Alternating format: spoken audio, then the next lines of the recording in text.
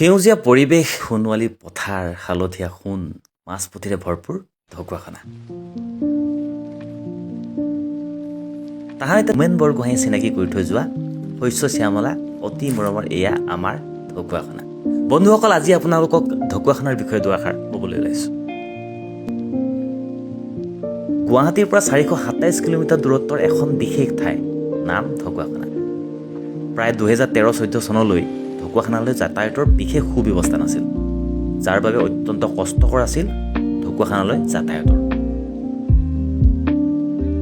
এসময়ত সেই পথটোৰ সুব্যৱস্থাৰ বাবে আন্দোলনো কৰিবলগীয়া হৈছিল। এতিয়া পিছে সেই পথছোৱা সুচল হ'ল, গাঁৱৰ পথসমূহো প্ৰায় পকী হ'ল। সময়ৰ পৰিৱৰ্তনৰ লগে লগে আজিকালি মানুহৰ চিন্তাধাৰাও সলনি হৈছে। সেই যে পুৰণি আৱেগটো যেন লাহে লাহে কমি আহিব ধৰিছে, কংক্ৰিটৰ ফালে গতি কৰিছে। অৱশ্যে এটা কথা বুকু ডাঠি ক'ব পাৰোঁ, অন্য বহু ঠাইতকৈ ঢকুৱাখানাত আপুনি কিছু সুকীয়া মৰম আজিও বিচাৰিব। ঢকুৱাখানা লখিমপুৰ ধেমাজি বুলি ক'লে বা শুনিলে আজিও বহু লোকে ভাবে বানপানীত উটি ভাঁহি ফুৰে বুলি, কিন্তু সেয়া ভুল ধাৰণা। কিছু দ অঞ্চলত পানী হোৱাটো সঁচা, এইবুলি জানো গোটেই অঞ্চলটো ডুবি থাকে? নাথাকে দিয়কচোন। আজিকালি উজনি নামনি সকলোতেচোন বানপানী হয়েই। ঢকুৱাখানাবাসীয়ে আজিকালি পিছে বানপানী কম হোৱাৰ বাবেহে চিন্তা কৰে। কাৰণ কিয় জানে? গৌৰৱেৰে কওঁ, ঢকুৱাখানাত 12টা মাহত 13টা খেতি হয়। এই যে বানপানী হয়, বানপানীয়ে পেলাই থৈ যোৱা পলসবোৰত খুব বেছি খেতি হয়। ঢকুৱাখানাৰ অধিকাংশ লোকেই কৃষিজীৱী, মানে দোকানৰ বস্তু খুব কমেই সেই কিনি খায়। কিয় কৈছোঁ শুনক। এই যে দেখিছে হালধীয়া পথাৰসমূহ, এয়া হৈছে সৰিয়হৰ তলি। আঘোণৰ ধান পথাৰৰ পৰা ভঁৰালত সোমোৱাৰ লগে লগে এইদৰে হালধীয়া হৈ পৰে আমাৰ ঢকুৱাখানাৰ পথাৰসমূহ। কাৰণ ঢকুৱাখানা অধিকাংশই বিক্ৰীৰ বাবে এইদৰে বিঘাই বিঘাই কৰে সৰিয়হৰ খেতি। এয়া মাটিমাহ, মগুমাহ, মটৰ মাহ, ৰঙালাও, আলু, নহৰু, আদা, হালধিৰ খেতি। কম বেছি পৰিমাণে প্ৰত্যেকৰ ঘৰে ঘৰে আপুনি পাবই।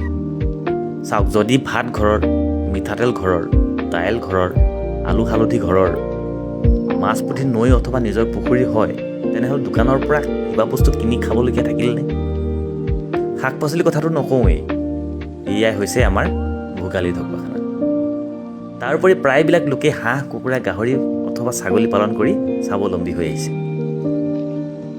এয়া কি গছ ধৰিব পাৰিছেনে? এয়া হৈছে চুম গছ, অৰ্থাৎ মুগা লগোৱা গছ।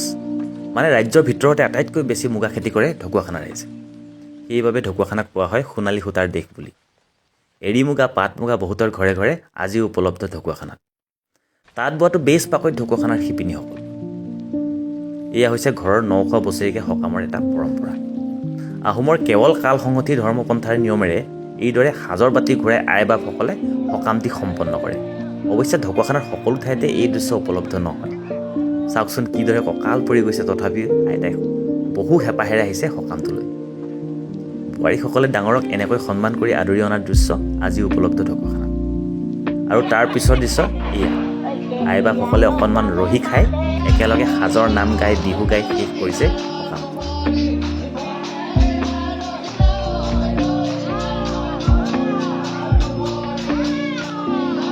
ৰাতিলৈ এই দৃশ্য উপলব্ধ হয়। জুহালত একেলগে মা দেউতা, বৰ্তা, বৰমা, দাদা, বৌ, মাহী, মহা সকলোৱে হাঁহি মাতি এসাঁজ খাই পুনৰ বিহু গাই শেষ কৰে দিনটো।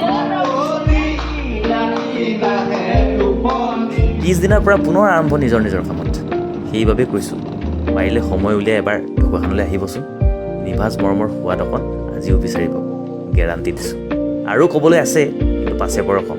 আজিলৈ এৰিছোঁ। ধন্যবাদ।